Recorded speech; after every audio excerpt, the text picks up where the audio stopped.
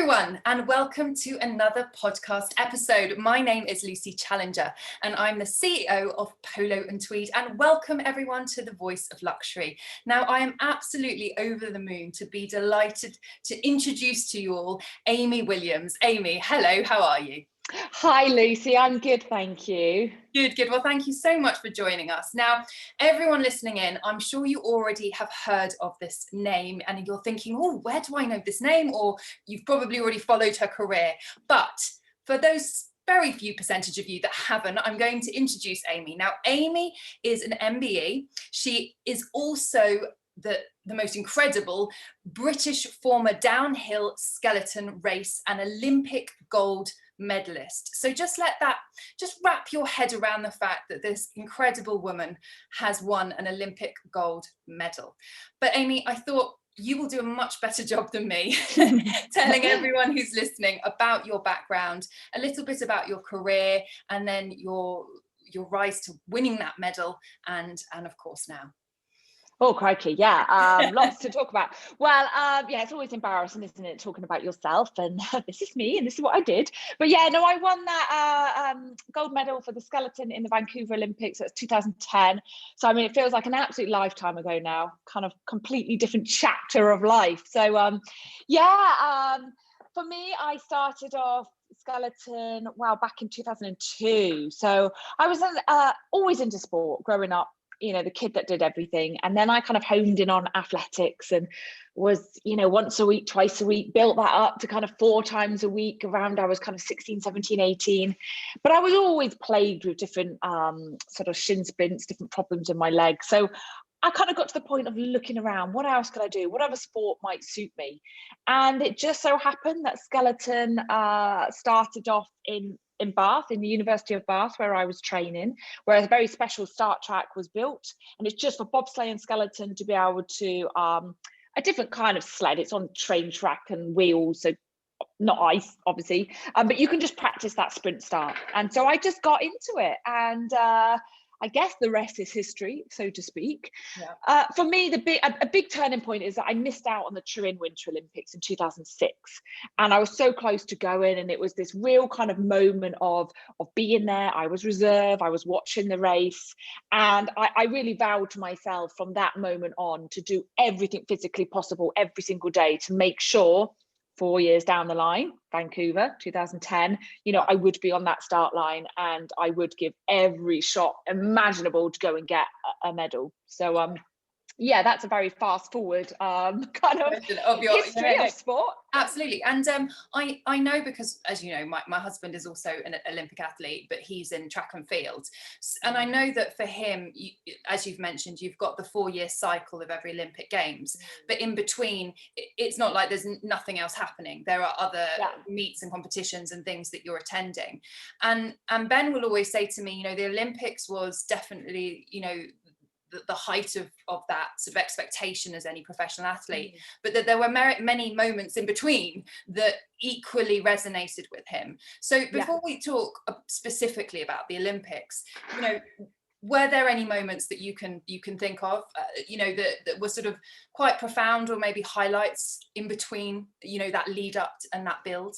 Yeah, like you said, an Olympic athlete or anyone in an Olympic sport is in a 4-year cycle. Every 4 years there's an Olympics, and normally in those years between there's also World Championships. So we would have a World Championships every single year, which was the same format as an Olympic race. And all the other races were for us World Cup races. So you were on an international circuit.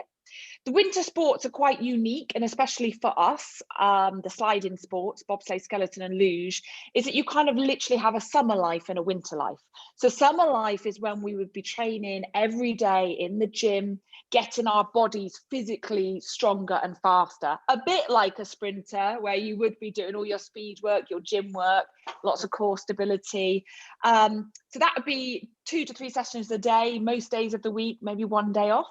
And then the winter life was when we were away, living out of our suitcase, bye-bye home, see you in 6 months, off I trot. And you would be living out of your bag, normally a different country every single week, or a different track every single week. So there were 8 World Cup races. before that, the biggest race almost was the selection races. So at the start of our winter season, come October time, we would have our British selection races. So you were fighting for those places on the team of that highest level, the World Cup level, the levels below, and so forth, who would get on what. So that's what you wanted to peak for to begin with. Your whole summer training was to peak, to be the very best at that point. When then hopefully you get that top 2 spots, top 3 spots, make it onto that World Cup level, you're then racing, week on week, and each race counts their points. You then need to be the top ranked female, 1 or 2 at the end of that winter season to get your place on that World Championships. And I mean, for most sports, World Championships are so important because you get your individual funding from them. We knew we had to get either a top 3 place, a top 8, or a top 12 to get your different levels of lottery funding. Okay. So that's just, what we kind of live off of. Small sports, we didn't have big sponsorship deals or anything like that. Okay. So that was really, really important. And I guess each one of those competitions, you're learning things about yourself. They don't always go right. Sometimes you allow a race not to go quite to plan because you might be testing out your equipment. You might be testing different sort of performance preparations. So I think for me, one of the biggest races was the World Championships 2009. So that was exactly 1 year out of the Olympic Games. And I learned a lot about myself in those World Champs. I got a silver medal. They were in Lake Placid. I was actually really ill, really poorly when I was racing. And I think almost because of that, it proved to me that when I just let everything go and I almost wasn't concerned about the race, I wasn't bothered about the result. I thought I was going to do terrible because I was so ill. I'd missed some of the training runs, but actually behind it, I was physically fit. I was still so strong. But it taught me that when I let go, I actually then got my best result. That relaxation, that kind of, for us being at one with the sled was just so important. I learned a lot. Obviously not just that one race, but it goes to show you might have had a terrible bad night's sleep the night before, but it doesn't necessarily mean it will affect your actual physical performance the next day. Yeah, that's really interesting. And I think probably something that people don't give much consideration to because they assume elite athletes are always elite. You're superhuman and therefore you're not affected by jet lag or oh no all the things that you would get inevitably when you travel. Now I want to take things back to basics a little bit because as I mentioned with my husband earlier, and one of the questions he typically gets asked, if he mentions his past and he says, I was an Olympic high jumper, and they say, oh, is that the one with the pole? And I sit there with my eyes and I think, well, the clue is in the name, pole vault versus high jump. But for people listening that perhaps aren't followers of the Winter Olympics, the difference between skeleton and luge, to me, obviously, is positional, and let me sort of say it in sort of my understanding, and then perhaps you as an expert on the subject can explain it. So the way I see the skeleton is that you're on your stomach, head down the track, as it were, lifting your head up to see where you're going, I hope. Correct, versus the luge, where you're on your back with your toes down the track, and then you're lifting your head up to look down the track. Correct, yes. Okay. So what you is nailed it. the difference apart from physical body placement? So I mean, there's you've named the two ice sports, and then obviously the third one is bobsleigh, when you're in the huge big metal steel frame with Cool Runnings bobsleigh, Jamaican bobsleigh team, and obviously you've got 4 or 2, so that's the other side. So with skeleton and luge, like you said, we are head first of all, 2 different types of sled. Very different types of sled. I don't technically know much about the luge, but it's a lot lighter. They have very different shaped runners. So that's the metal bit that touches the ice. Imagine your tires on the car. So different shapes, different profile. So because they're lying on their back, they steer very differently. So they steer with, I don't know 100%, but they steer with their feet because they're putting pressure through the runners on their feet.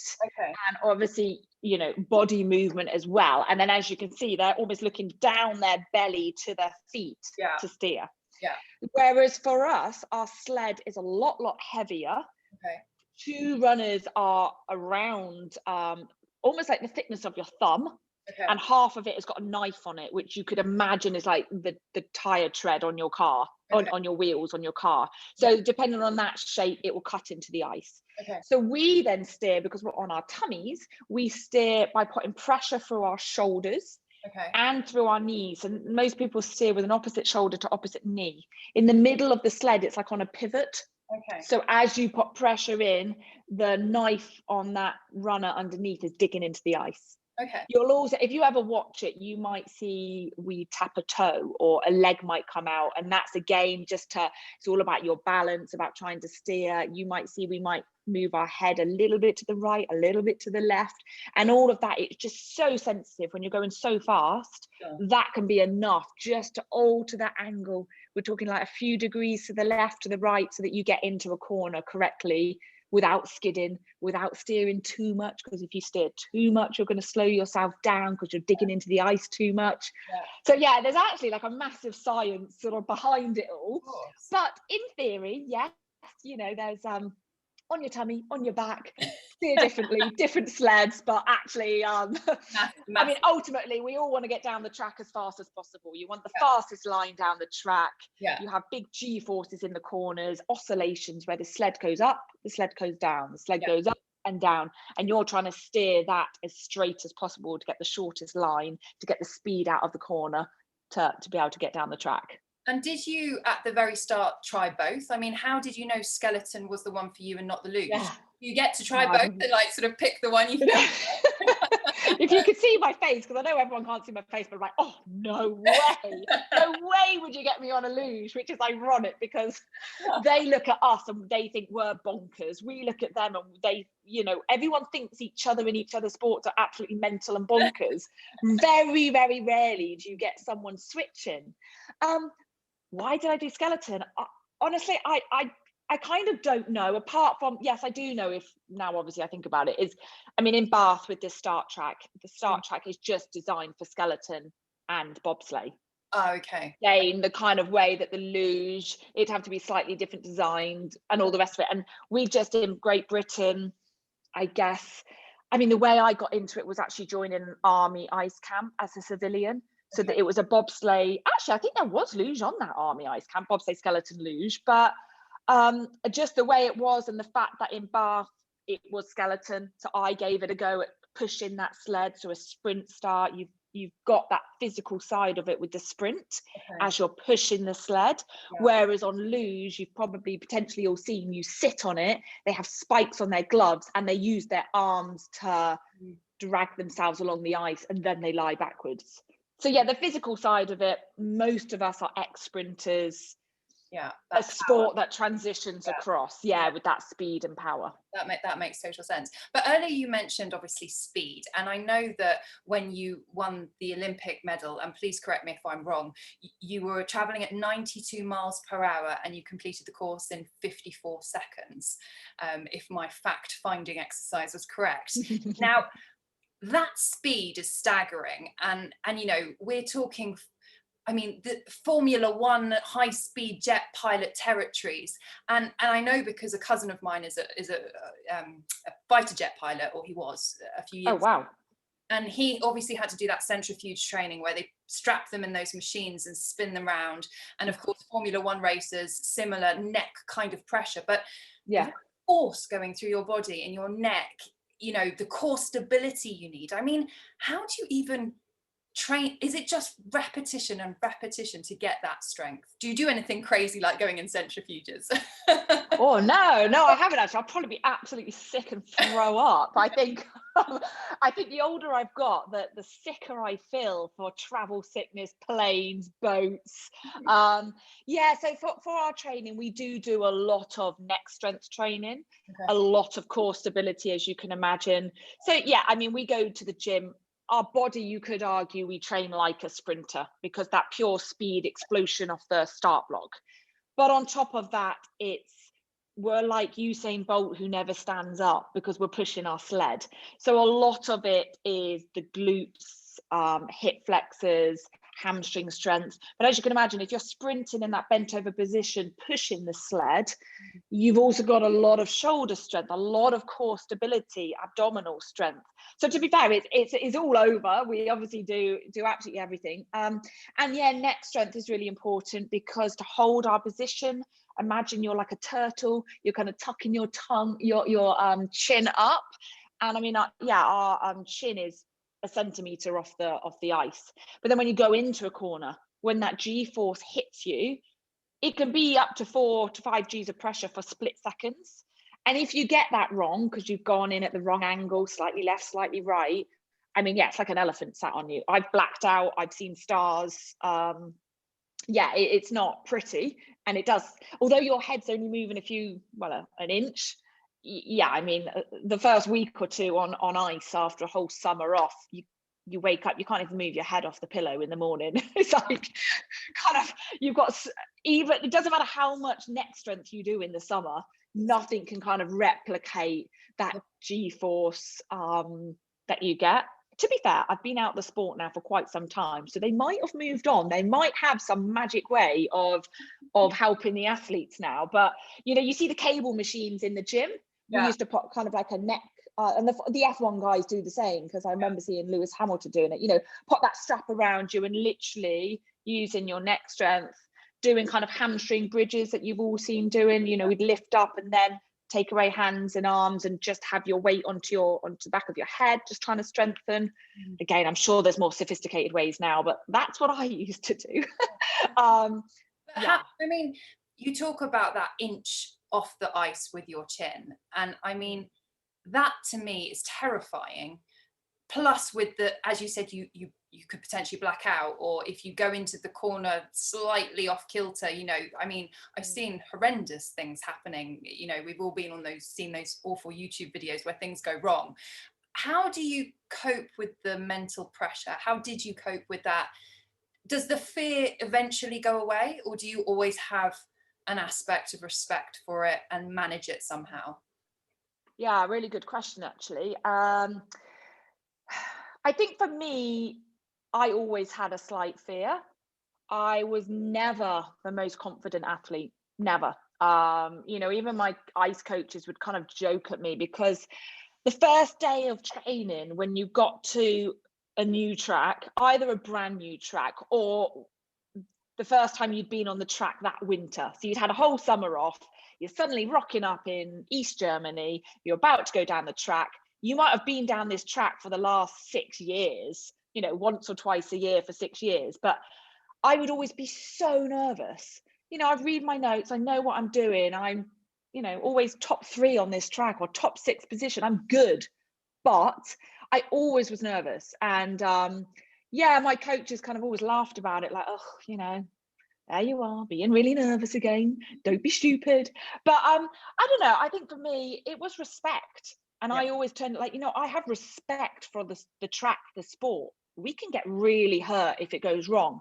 And, maybe that's a kind of good thing. I was stupid at the same time. And, once I got that first run down, I'd be like, okay, yeah, I'm fine now. Don't be stupid. And I'd even write it in my track notes. I'd write down everything. Amy, you're always scared at this track. Don't be ridiculous. You're really good at it. Something like that kind of little self-talk. But yeah, I think that's a normal thing. And you know what, when you crash, when you're learning, when you've hurt yourself on a track and you still have to go to the top and get back down, get on that sled, get back on the horse when you fall off, all of that kind of thing. Yeah, it can be really hard. We can't stop halfway. We don't have breaks. Once you're on, you're on. And that's you to the end. So yeah, I do think it's without naming any names, but were there any athletes that didn't have that fear? I mean, Russians maybe that have fear drilled out of them. I mean, could you remember being at the top of your game and being amongst your competitors and thinking this person is not scared? Yeah, I think there were definitely, I think for sure, different personalities of different athletes across the world, 100%. Yeah. And I think every German on a German track was never scared. Every Canadian on a Canadian track. I think they were very lucky that other nations have their own tracks to practice on. You know, they've done hundreds and hundreds of runs and probably could almost do it with their eyes shut. Whereas us Brits would rock up, we don't have our own track. So we would have to learn very quickly, which came to our advantage 100% when it came to, you know, new Olympic tracks that actually only the home nation had an advantage on. Yeah. You know, we are very good in Great Britain at learning quickly, which is good. But yeah, I think definitely different styles of athletes. You know, some people just never seem to be worried or scared, but you know, maybe they didn't have that edge. Maybe they didn't push themselves enough. I think with all sports, you'll rock up on that start line or the edge of the swimming pool, the edge of a rugby pitch, and to have a little bit of fear of the unknown of what's going to happen is healthy. It's good. It wants you to perform and to be really on it and to really concentrate and to really give your all.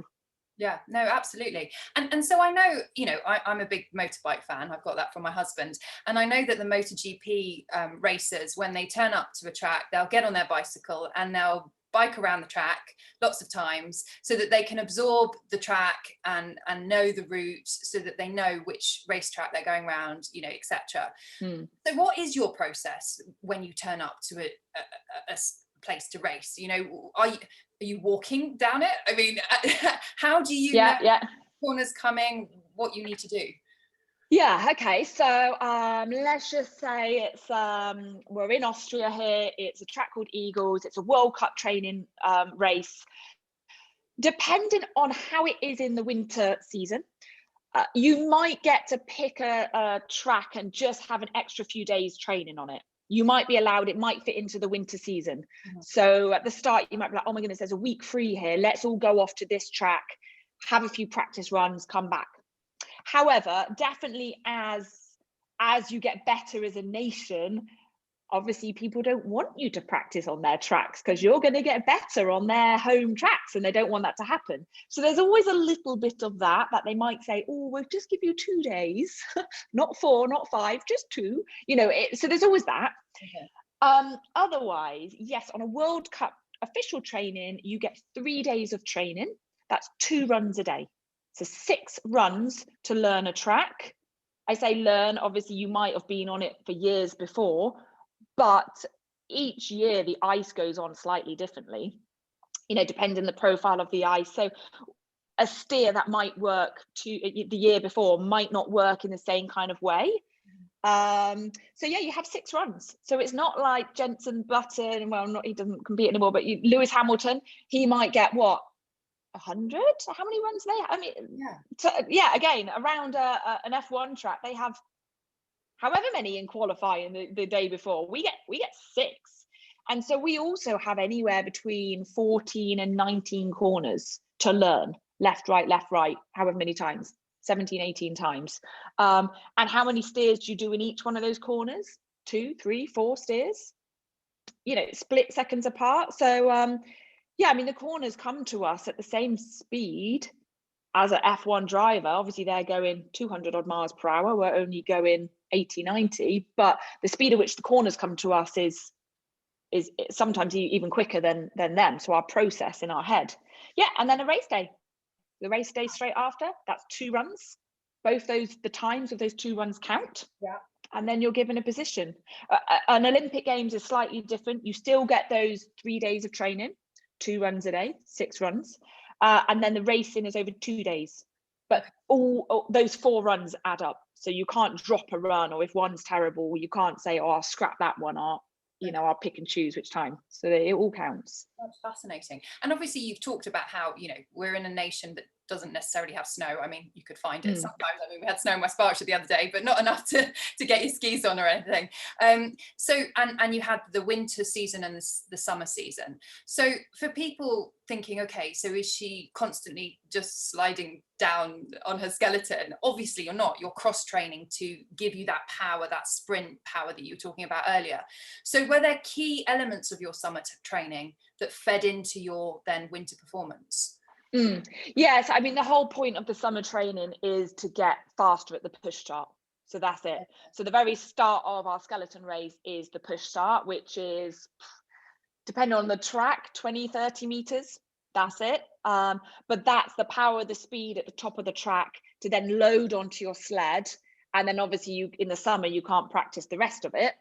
So that's what our whole summer training is basically for, to be as fast and as powerful from that push start. You're obviously then learning more about the track, studying, watching old footage, mentally, that kind of mindset, trying to become stronger. And then on the winter season, you're still trying to fit in weights training and sprint training, but obviously you can't do it quite as much because you're racing every week. So you're trying to perform every single week to get good results, whilst then trying to peak for a world champs at the very end of a competition, or every 4 years in Olympics. So it's hard to figure out when you need to peak, when you need to be good. In the summer, you're obviously having testing a lot. We test our 30-meter sprint times, power, force, our push start testing. So you're constantly being tracked and progress and having goals and pushing yourself to then get out to the winter. I think that's what I always used to find so surprising, that again, it's back to that sort of slightly ignorant, they're elite athletes, so therefore they must always be performing to the optimum. But actually it's that precision of knowing when to peak. And as a woman, everything, our natural monthly cycle will even affect that. I mean, there's so many things you're having to think about in order to tick those boxes, in order to get those times and those points in order to move forward. I mean, I find it absolutely fascinating. Going back just slightly to the feeling you have when you were doing it, and that sort of respect, as you talked about, for the track and the race and your equipment and everything that you're doing, how did your family and friends and those nearest and dearest to you react, and how did they feel when they were watching you? Would they get equally anxious? I mean, I could imagine if my own child or your own children were doing it now, how I would feel as a mum watching my child hurdle down the ice at 92 miles an hour. How did they cope when you were racing? I mean, my parents, they would always try and come and watch at least one race a year, which was really sweet of them. They pretty much got to every single country, actually, apart from America, Canada, although they came out for the Olympics. So that was really nice that they did. And my sister and brother, managed 1 or 2 races I can remember. I mean, I was really quite mean to my parents. I would always make them go onto the corner that there might be lots of crashes, like, hey, stand at the end of this Kreisel, which is a big whole circle, 360 circle, because they're really hard and most people crash on the way out. So, hey, stand there, mum, like, this is a good view. Poor lady. I mean, they never witnessed me crashing. They might have heard about it on the end of a phone where I'm sobbing and crying and poor things can't do anything about it. I can't even imagine what I put them through, because I mean, bless, my son just 2 days ago had an accident, smashed up his whole lip, tooth, can't talk, massive lip, actually now got a wobbly tooth, and I'm just like, oh my goodness, I want to cry and take away your pain, and I can't. And I mean, that's hard enough, and well, he's only 3.5. Like, this can be way more things that's going to go wrong coming his way. I was lucky. Bumps, bruises. Yes, I've had multiple knee operations. Yes, I've got damaged discs in my back, and it's all from crashes and this and that. But touch wood, it could have been worse. Like, I don't know. I mean, they're very strong Christians. They have a really strong faith. They're very, pray for you every day and night. Would always at the airport say, oh, well, God bless, and just be good, try your best, pat you on the back, and off you'd go. Like, they're pretty chilled out in that sense. So fair play to them. You know what? I just think they're kind of so strong in their faith that, what will be, and they really believe that you're looked after, and God will look after us, and yes, things will go wrong, but I don't know. I think that's what they would say to you if you were to ask them. But no, that's amazing. I don't know, the poor parents. We all put our parents through it. I think back, I used to do solo skydiving, and I would send my mum videos of me. I got a world record at one point where there were 60 women. Wow. And we all jumped out of the plane together, 4 different planes. It was like James Bond. You run out the back of the plane, and we all flew together, linked in the air for 4 seconds, That was the record. And then we all flew apart, pulled the parachutes, and I would send my mum home videos of this, you know, but I guess she's watching it and talking to me on the phone and knowing that I have successfully you're fine. Yeah. Yeah. But you know, I think back and think, oh golly gosh. But you know, before we come into sort of present day and you know what you're doing now, one thing that always struck me when it comes to Winter Olympics is the fact that, you know, almost we're at a disadvantage in this country because we don't have these facilities. You know, if I was born in Val d'Isère and in the French Alps, you know, my access to ski, to all of these, you know, sledding, etc. is so much greater. And obviously you were the first one, I believe, 30 years to win a medal. So, you know, what could we do now as a nation to help more talented young athletes reach these heights that you did in the winter sports? Oh, it is hard, and it is hard, like you say, for the winter sports, and everyone's first question is, oh, you know, you must have skied lots, were you families that went out skiing? And I was like, no, like we didn't have the money at all, you know, I'm not from a rich family, so no, I only skied for the first time like a few years ago, on some PR trip thing that I had a lesson for the first time. Like, so yeah, I mean, you could argue traditionally, most people who get into skiing and all of that are from wealthy families and they do it from a young age and they go off on holiday and, you know, they join a club and that might progress, or they go out and get private coaching. But yes, you need money for all of that. I think a lot of people most recently, especially those getting into skeleton, came from UK sport initiatives. So these, there was the Girls for Gold, there was, I can't think of the other name ones, but basically you could rock up, you could get tested, and then they slotted you into a sport that fitted your skill. And that was a way of getting into it. So that for sure has helped. And that got our last sort of 2-3 waves of athletes coming into the sport of skeleton. So I think with most sports nowadays, you can go onto the federation and say, right, how can I get involved? Is there a testing day that I physically have to do a 30-meter sprint to power, you know, different tests to be able to see if you're good enough. But yeah, I guess, I mean, for me, it was just living at the right place, right time, chatting to people, some people in the gym who happened to be skeleton athletes. They happened to be going down to the push track. I kind of joined in and said, hey, can I come and have a go? And yeah, you know, kind of got myself into it. The only way I could pay for that first trip on ice with that army ice camp is because I actually signed up to go to the Bath University to do a sports performance degree. I actually wanted to go off and do an art degree, but I was like, no, I need to stay in Bath. I need to basically sign up to do a degree so I could get the student loan, and the student loan is what paid for my first trip on ice. Wow. You know, that was the way to be able to do it. You know, my parents didn't have a spare few grand, you know, it was like £2,000 or something for that first few weeks. So it's, you know, you find your own way.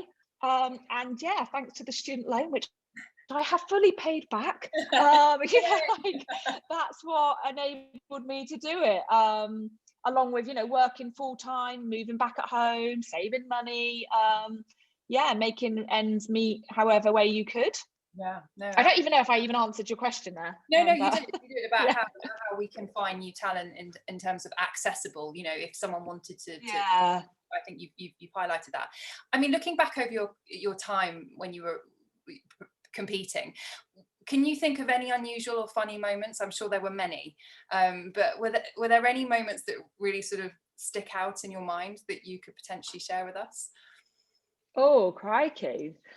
I don't have as many changing room banter tactics or whatever as other people, I guess, being an individual. I was actually talking to someone about it the other day, because I'm actually finally writing a book. So I'm almost in the finishing. I've got to finish it by the end of the month, by the end of February. So it's been quite good to reminisce and go over some stuff. And I'm doing it actually for young athletes, for teenagers, for 20-year-olds who really want to peak to that next level. So it's all about top tips and lessons to reach high performance. So but one of them, I was sort of saying, you know, I remembered, you know, different moments that really struck you of how you became this strong athlete. And I was in Königssee in West Germany. There's a big lake at the bottom of the ice track, literally normally an ice lake because it's so cold, and we always have to do ice baths.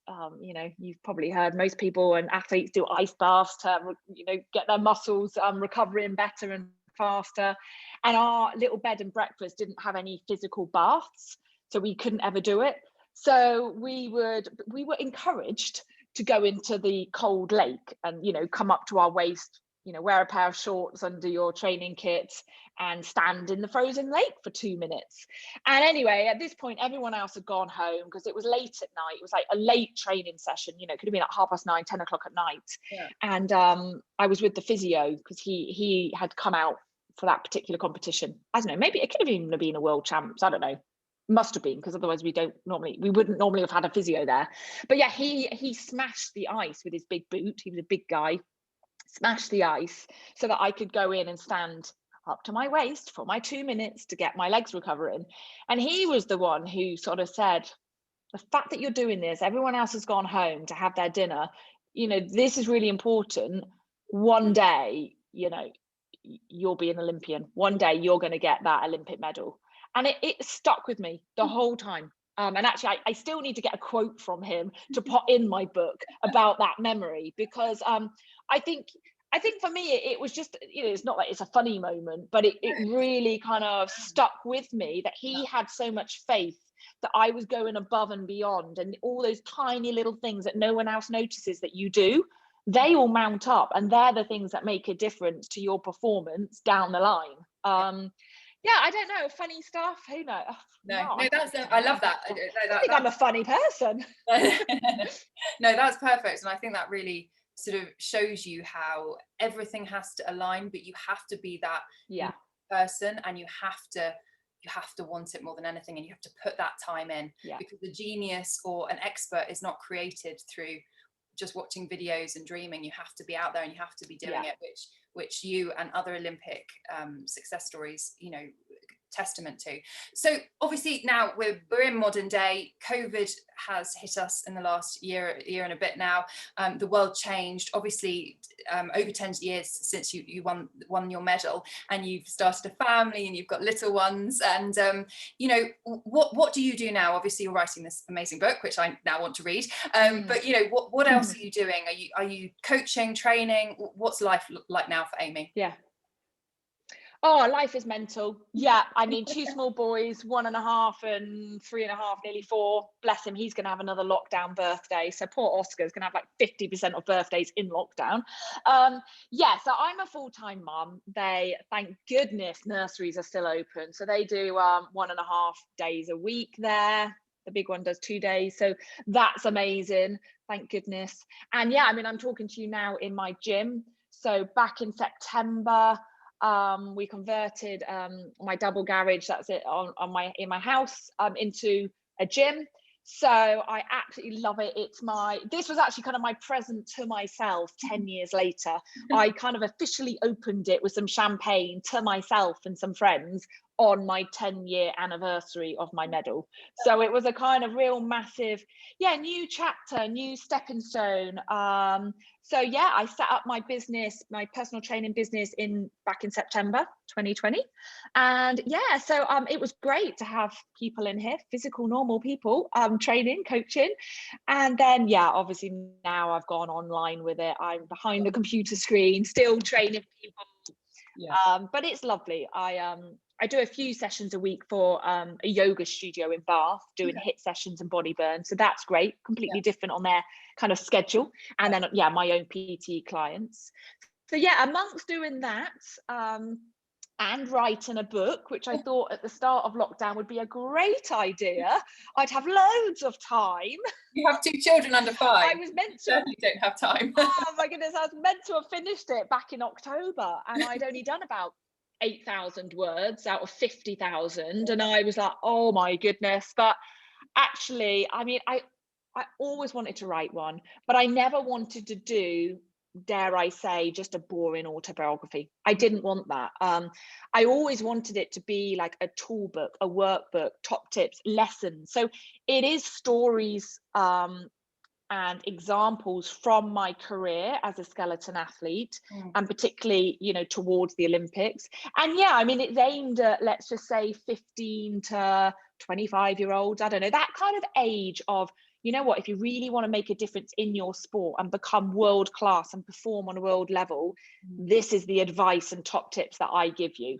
So, you know, great chapters, yeah, mindset, performance, preparation, barriers, injuries, setbacks, teammates, you know, yeah, so kind of, you know, what I've learned, my examples. But I'm just now doing some of all the pictures and diagrams of pages that they can fill in themselves in the book, or you know, doing your own goals, how to even plan your own goals, and doing SWOT analysis. And yeah, so I'm so excited about it. It is literally me writing physically every word, drawing every picture, and I just hope that when I look at it, it's what I want, what's in my head is actually what comes out. But you know, there's obviously going to be some kind of, you know, the publishers are going to do their magic as well. So yeah, I'm excited. Writing a book, I mean, it's testament. And the fact that you're able to, your aim is to get down all these incredible thoughts in your own head, to allow that to inspire this, you know, younger generations, and maybe even your sons to follow in your footsteps when I hope so, yeah, they're old enough to read it. But you know, during COVID, what have you, because I know it's affected a lot of people, from, you know, financial difficulties through to mental health, what have you done personally to keep yourself grounded and at peace with this bizarre time we find ourselves in? Yeah, I mean, life's been just as hard for all of us. I mean, when it first happened, I furloughed myself because, yeah, there was no money, no business, no nothing. All my other jobs, I do corporate talks, you know, speaking, TV work, whatever, vanished. Yeah. So all of a sudden, like everyone else, it was like, oh my word, I have zero income, nothing, absolutely zero, being self-employed. So yeah, that was scary. So yeah, I furloughed myself for that one, and then, you know, set myself that actually, no, I can just tick along with my online training, and you know, clients dropped some of their sessions because obviously they couldn't afford it either. So there's just that very steady balance. And do you probably made me think, do you do any, sorry to interrupt, Amy, do you do any, you know, have you created any new patterns yourself, you know, with maybe patterns or family activities or things that helped you become more grounded with this weird time? Yeah, I think sort of like off the back of all of that, and first of all worrying about job, work, stress, money and all coming in, it's just actually that it went back to my athletes. You can't control it. Control the controllables. That was my mantra as an athlete. You can't control it. We can't control what the government are telling us and when lockdown's going to happen, when I can reopen the gym. I can't control that. So I'm going to try not to stress about it. I've actually even stopped watching the news. I mean, my husband's avid. He's in the army, military. He needs to know everything. So yeah, I learn it from him. He thinks I'm crazy by not listening. Well, for starters, with small kids, you don't even get a chance to turn on the TV because Peppa Pig is on all the time. But actually, I was like, it stresses me out. So why do I need, like, he'll tell me, I'll sieve it through him. A bit like, again, when I was an athlete, I didn't want to study for hours and hours and data and figures and numbers. Like, you just tell me what I need to do and I'll concentrate on the things that I can control. So same kind of way. So I am almost using the techniques that I had as an athlete. I think I tell people now, keep with a routine. You know, get out of bed the same time, have a little goal for yourself, even if that is just sorting the pile of washing in the spare bed, or the dishwasher, or, you know, a simple thing. Actually, today I wanted to make a cake, you know, something really simple. You know, lower those expectations every day. Is it just going for a walk? And that can be even hard when you've got young kids and it's like half an hour battle just to get them out the door with their hats and scarves and gloves and wellies, and, you know, just for a 5-10 minute walk down the lane. But you know, everyone needs that fresh air. Everyone knows those endorphins that start going when you're exercising. You never regret it. Well, you rarely regret it. You know, so even if that is just going on Instagram and, right, can I steal someone's workout to do for 5-10 minutes? Yeah, great. That's what I'm going to do for the moment. It could be really simple. And, you know, I'm even telling myself, right, every Tuesday night now I'm logging into a yoga. because for me, that is something that I've chosen to do. I'm rolling out my mat, putting a candle on, nice meditation music, and once a week, that's an hour that I've chosen to do something. Yeah. So yeah, I think it can be just those small, simple steps, making sure you're still trying to just eat healthy. You know, don't get me wrong, I am a chocoholic most evenings, but eat clean, eat healthy all the time, try not to have takeaways all the time, you know, just trying to look after yourself as much as possible. Yeah, no, I think that's really, really very valuable advice. Now, I could talk to you all day, Amy, but you know, I know you have a family to get to. So before I get to my final question, I wanted to quickly do a quick fire round question quiz for you. So you haven't prepared for this, you don't know it's coming. I am going to say two words. 2 words. Say the word you feel most drawn to. You can give me a reason why you are telling me that word, or you can just say the word, whatever you feel at the time. So for example, I might say cats or dogs, and you would say cats, because I've got one, but I was always a dog person. But we do own the best cat in the world. What's his or her name? He's called Captain, and he thinks he's a dog, basically. Yeah, he is the bee's knees boss. Yeah. Love that. Okay, right. Let's go. So, morning or night? Morning. Vacation or staycation? Vacation right now. Netflix or party? Netflix. Fish or chips? 100%. If it's a nice bit of grilled salmon. Fish. Yeah. Snow or sun? Ironically, sun. I hate the cold. Hate it. So yeah, sun, beach holiday all the way, bikini. Yeah, 100%. Brad Pitt or Angelina Jolie? Oh, Brad. Yeah, everyone's got to love Brad. Cinnamon or chili? Cinnamon. Absolutely hate anything spicy or hot. One drop in an ocean, my mouth is on fire. Yeah, but you've got to love a cinnamon roll, cinnamon in my porridge, oh, cooking, everything. Yeah, cinnamon. Sea or swimming pool? Swimming pool. That's a tough one, but oh, when it gets in your mouth in the sea and you're the salt and the yuck, and I'm just not knowing if there's sharks and like the fear. On the flip side, if you're in the Maldives, nice and blue. Oh no, that's too hard to call that one. For a good bit of exercise, swimming pool, swim. If it's to do with the fact that I'm on holiday beach, well then I'll go for the sea, because it means I'm on holiday and it's probably sunshine. Okay. Fast or slow? Well, I mean, I have to say fast, don't I? Yeah, a bit of a thrill seeker. Sweet or savoury? Sweet. I am naturally sweet, but in my old age, I am trying to become more savoury. But no, it's always a sweet pudding. Yeah, me too. Eggs or bacon? I eat a lot in my house of both, but eggs. I would choose eggs. Okay. Yeah. Britney or Madonna? Oh my. You know, I think I would have to go Madonna, even though she's definitely made some loony choices in her life. I mean, just look at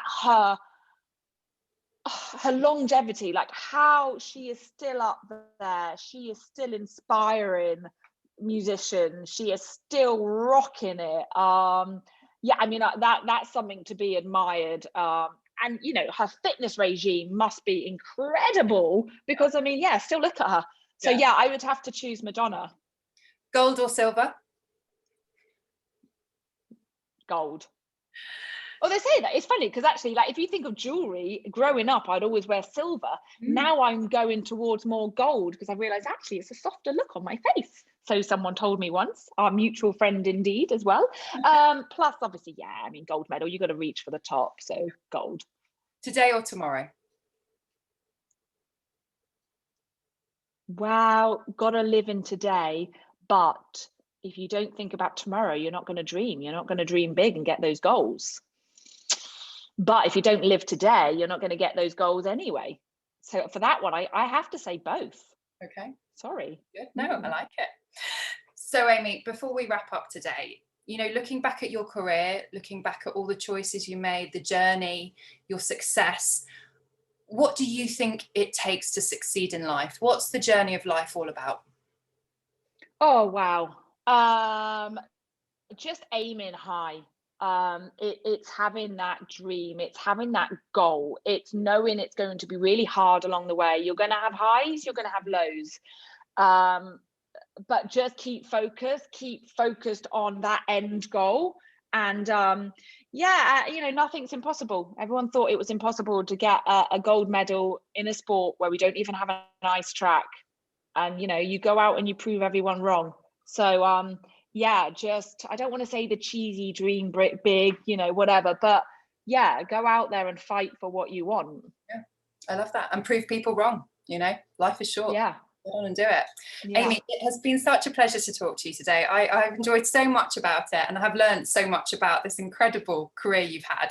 Now, for everyone listening who absolutely wants to now go and follow Amy and find her and maybe even train with her, you can go and find Amy at her main website, so amywilliamspt.com, where you can find out all about her personal training.